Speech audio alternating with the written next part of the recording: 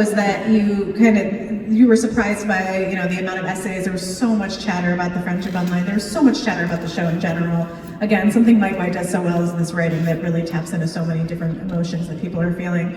What was the reaction that surprised you guys the most that you read online? What were the kind of reactions to this show? Was that surprising to you how much people were resonating with this story? That the monkeys did it. Yeah. I was that was wild. Was it an actual theory? That the monkeys literally did it? They were just like, the monkeys did that shit. And I was like, no, I don't think so. But I think that to answer honestly, I think that so much of the show tackles a lot and provokes so many conversations, which to me is the most brilliant thing. And so it wasn't necessarily the think pieces or, you know, individual fan reactions. It would be the conversations I would hear. I was on a plane and there was a couple in front of me going at it and talking about like the relationship, the family, the ratless relationship, and like it just made people think in a new way. And I think that's just the hallmark of great artistry. Yeah, absolutely. Well, I was just going to say, apart from what people want to talk about when they were talking online or when they came up to us, just the scale of what it gave to people. It gave people moments of joy because they had viewing parties and because they dressed up in it, because Parker's lines became these kind of memes everywhere. And, you know, it just seemed to provide an opportunity for people to find community when everybody is so polarized by politics or whatever is separating people. It brought people together in a way that felt magical. So it's Mike's sensational content and his ability to be so human, and his not only to create these human characters, but stick them in a narrative that has real hooks in it, kind of Dickensian hooks, but also people could sense that opportunity to bond and to find moments with each other. The water cooler came back to be a real thing. People had parties and people wanted to discuss it. So for me, that was what surprised me. It wasn't the content of it was the fact and the scale of it told me something about how much people wanted to find each other, how much more we have in common than separates us. Yeah, absolutely. And it was so entertaining. It was just so entertaining. It wasn't like, oh my God, I can't watch this, it's making me too nervous. You know, sometimes things are just so intense. I was like, this is entertainment, like people dressing up and making pina coladas. I just loved it. You know, took it with my cousin in Memphis. Like, we had a party, and they're all like turning to the camera, and they're dressed like Victoria and the characters in the show. I'm like, yes. Did you know that Thai food, the sales of Thai food rocketed during the show? And lorazepam. People asked the doctor about it. I pitched a lorazepam commercial to my agent. I was like, listen, Victoria on a boat in the water. She's by herself. She's just staring at the waves. And it just has lorazepam, you know? I pitched it. It hasn't happened. It's not going to happen, obviously. I think Sam's getting a thong commercial. Needing a thong commercial. Yeah, that's in the works. Sam, can you talk? I need to ask you if the somersault that you did in the hallway was in the script, or if you did that on your own. You know, I did that on my own. I pitched that scene to, huh? Yeah, I had a train. Yeah. I pitched that scene to Mike, and he wrote it, and then I did that. I don't know why I did that somersault. I think if you asked me to do it right now, I'd break my neck. But I just did it in the moment, and there was a James Brown thing, but other than that, it was kind of it was all scripted, yeah. But Mike likes to play, you know. He likes to play, and one thing about Mike is that he's not afraid of air. He's not afraid of pauses. And initially, when I did the monologue, it was really fast, and he said, you know, you can slow down a little bit. I thought that was cool. Absolutely. Yeah. Carrie, what was the script note to run off stage at the shooting versus what you did? That was just being an American, honey.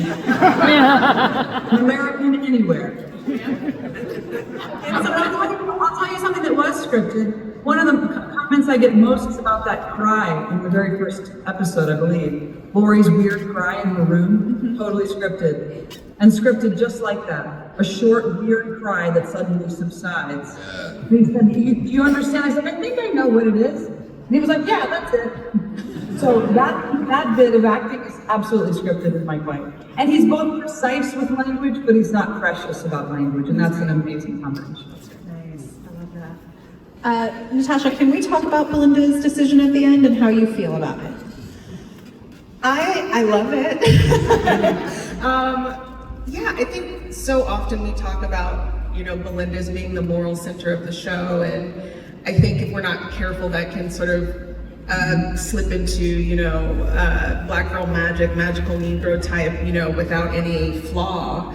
And I think if there's one thing true about a Mike White character, they're going to be flawed in some way. And I think in this moment, we give, I think, grace for her sort of, I think, doing something amoral because she's so deserving. And so then I think that also causes the viewer to question their relationship to the morality, which is, I think, so inspiring. As a writer, I'm like, that's just brilliant.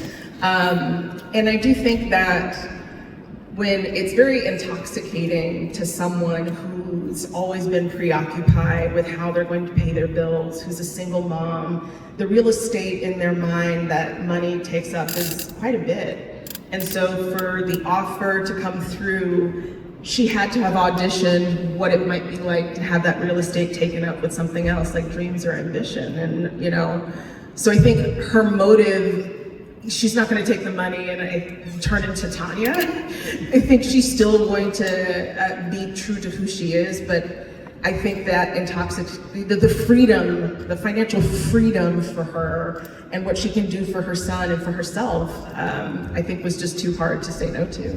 Yeah, absolutely. Sam, I wanted to ask you something that I thought was so interesting that I know you and Walton have talked a little bit about this is the reacting and acting in especially that monologue scene and how good that Walton's reaction was and that helped each of your performances. Can you talk about how important that is as an actor? Yeah, well, that's what Carrie was saying. It's not in a vacuum. You need the other person, and Walt has an entire internal monologue that he's just not saying, you know, but it's happening, you know, and that's what's great about Walt's reactions, and I couldn't do that without Walt. And you know, Walt and I are very close. You know, we met on a movie called Cowboys and Aliens, and so, you know, John Favreau. There's nothing I just like more than a very mild ripple of applause. There you go.